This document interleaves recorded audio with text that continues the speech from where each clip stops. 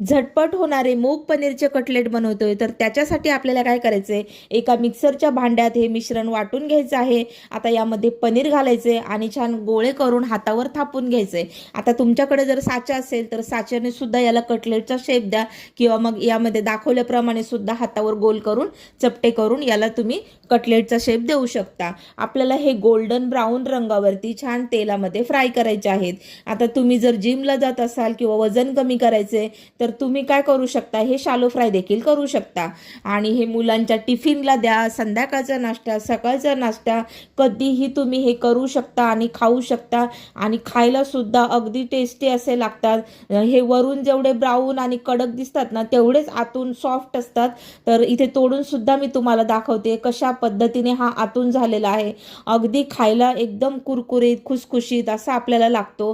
आणि तेवढंच चवीला सुद्धा एकदम भन्नाट असा आहे.